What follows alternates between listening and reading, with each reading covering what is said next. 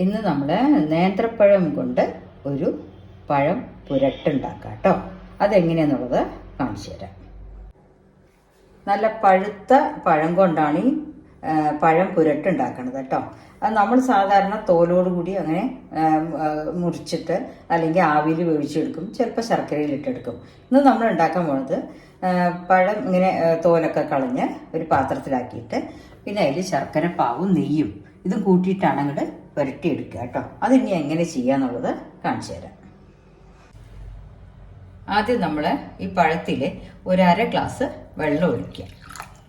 ആ വെള്ളം ഒഴിച്ചിട്ട് അതൊന്ന് തിളച്ചോട്ടെ, അടച്ചു വെച്ചിട്ട് ഒന്ന് വേവിക്കുക. വേവിച്ച ശേഷം നമ്മൾ ശർക്കര പാനിയിടും, പിന്നെ അവസാനം നെയ്യ് കൊണ്ട് പുരട്ടിയെടുക്കും. അതാണ് പഴം പുരട്ട കേട്ടോ. ഇപ്പം നമ്മുടെ പഴം നന്നായി വെന്തിട്ടുണ്ട്. ഇനി അതിലേക്ക് ഞാൻ ഒരു 3 അച്ച് ശർക്കരയുടെ പാനിയാക്കിയത് ഒഴിക്കുന്നുണ്ട് കേട്ടോ. ശർക്കര പാനി ഇത് പഴത്തിന് നല്ല മധുരമുണ്ട്.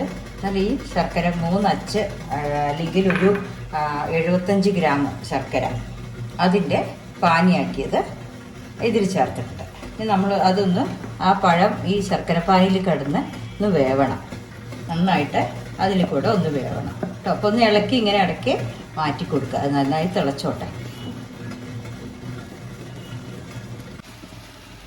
ഇതുപോലെ ഒന്ന് തിരിച്ചിട്ട് കൊടുക്കണം കേട്ടോ. അത് ഒന്ന് ശർക്കര വെന്ത് കഴിഞ്ഞാൽ ഒന്നിങ്ങനെ തിരിച്ചിട്ട് കൊടുക്കുക. ശർക്കരയൊക്കെ ഇപ്പോൾ നല്ല പിടിച്ചിട്ടുണ്ട്. ഈ തിരിച്ചിട്ട് കൊടുത്ത് കുറച്ച് നെയ്യ് ഒഴിച്ചിട്ടൊന്ന് റോസ്റ്റ് ചെയ്യണം. അതാണ് നമ്മുടെ പഴം പുരട്ട കേട്ടോ. ഇനി ഇതിലേക്ക് ഞാനൊരു 2-3 സ്പൂണ് നെയ്യ് ഇങ്ങനെ ഒഴിച്ചു കൊടുക്കുന്നുണ്ട്. അപ്പോൾ ഈ പഴത്തിൻ്റെയും ശർക്കരയുടെയും നെയ്യിൻ്റെയൊക്കെ മണത്തിൽ നല്ല സ്വാദാണ്. ആരും ഇതുമാതിരി ഉണ്ടാക്കി എനിക്ക് അറിഞ്ഞിട്ടില്ല. അപ്പോൾ നമ്മളിങ്ങനെ ഉണ്ടാക്കിയിട്ട് ഇനി അവസാനം നല്ല പപ്പടമൊക്കെ കൂട്ടി കഴിക്കാനായിട്ട്. ഞാനിപ്പോൾ മുഴുവൻ പഴം അങ്ങനെ നീളത്തിലിട്ടുന്നേ ഉള്ളൂ. നിങ്ങൾക്ക് വേണമെങ്കിൽ അതിനെ 2ആയി കട്ട് ചെയ്തിട്ട് ഇതുമാതിരി ചെയ്യാം കേട്ടോ. ഇപ്പം നമ്മുടെ പഴം പുരട്ടിയത് റെഡി ആയിട്ടുണ്ട്. അപ്പോൾ ശർക്കരപ്പാവിൽ നന്നായി പഴം വെന്ത ശേഷം ആദ്യം പഴം വേവിക്കുക, അതിനുശേഷം ശർക്കരപ്പാവ് ഒഴിക്കുക. അത് നമ്മുടെ പഴത്തിൻ്റെ മധുരനുസരിച്ചിട്ട് കേട്ടോ. എന്നിട്ട് അങ്ങനെ നെയ്യ് ഒഴിച്ചിട്ടൊന്ന് പുരട്ടിയെടുക്കുക.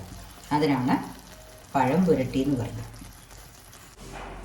അങ്ങനെ നമ്മുടെ പഴം പുരട്ടി പപ്പടവും റെഡി ആയിട്ടുണ്ട്. ഇത് രണ്ടും കൂടെ മിക്സ് ചെയ്ത് ഇങ്ങോട്ട് കഴിച്ചാൽ അടിപൊളി ടേസ്റ്റാണ്.